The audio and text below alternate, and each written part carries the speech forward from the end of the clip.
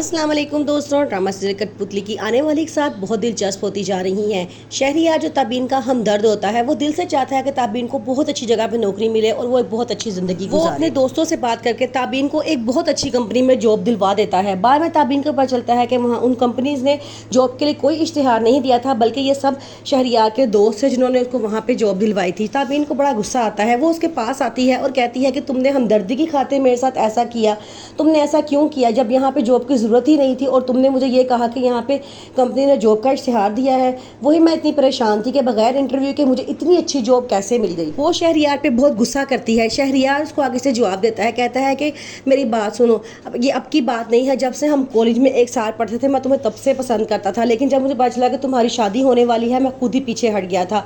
मैं चाहता हूँ तुम्हारी मदद की जाए, तुम्हें बहुत अच्छी जगह नौकरी दी जाए ताकि तुम अपने पाँव पे खड़ी हो सको। दूसरे सीन में अरीबा बड़े गुस्से में दानियाल को फ़ोन करती है और कहती है कि कल तुम कहाँ थे। दानियाल कहता है कि मैं कहाँ हूँगा, मैं तो अपने ऑफिस में ही था।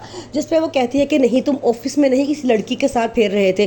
दानियाल कहता है तुम्हारा दिमाग तो नहीं ख़राब होगा, तुम किस तरह की बातें कर रही हो, मैं क्यों होऊंगा किसी और लड़की के साथ। लेकिन अरीबा उसे कहती है मैं तुम्हें कल खुद कार का पार्किंग में देखा था, तुम किसी लड़की के साथ वहाँ पे एंजॉय कर रहे थे।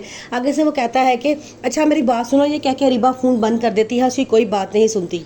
दानियाल भी अब अरीबा से तंग आ चुका होता है, वो उसे जान छुड़ाना चाहता है। वो देखता है कि इतनी खतरनाक लड़की अपने मकासद के लिए किसी भी ज़िंदगी को बर्बाद करने के लिए तैयार हो जाती है, इसलिए वो उसके साथ नहीं रहना चाहता। वो उसकी हकीकत जान चुका होता है कि उसने ताबीन के साथ क्या किया था। वो दिल ही दिल में बड़ा अफसोस भी करता है कि ताबीन के साथ उसने गलत किया था।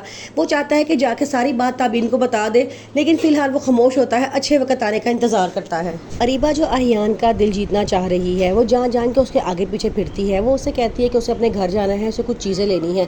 अयान कहता है ठीक है, लेकिन मैं अंदर नहीं जाऊंगा, मैं बाहर ही रहूँगा। जब अरीबा घर के अंदर एंटर होती है, सामने ही ताबीन खड़ी होती है।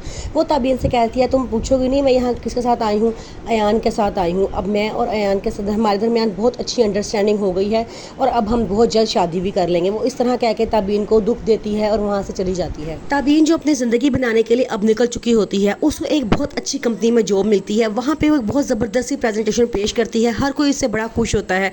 वो दिल लगा के मेहनत कर रही होती है। अब वो अपने दिन बदलना चाहती है, वो अयान को भूलना चाहती है और ज़िंदगी में आगे बढ़ देना चाहती है, क्योंकि अयान ने उसके साथ बहुत बुरा किया है और उस पर शक किया है और एक औरत ये बात कभी बर्दाश्त नहीं कर सकती कि उसकी मोहब्बत पे शक किया जा सके। जैसे ही अयान वहाँ से निकल के अपने कमरे में जाने लगता है, अरीबा ऊंची ऊंची रोना शुरू कर देती है। अयान फ़ौरन से कमरे में जाता है, कहता है अरीबा क्या हुआ है।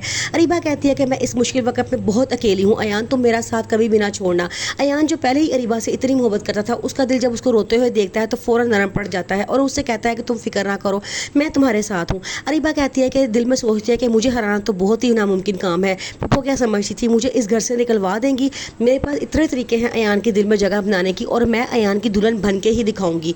वो ये बात करती है, साथ साथ रोती जाती है और अयान को झूठे बातें करती जाती है, जैसे अयान का दिल उसकी तरफ माइल होना शुरू हो चुका होता है।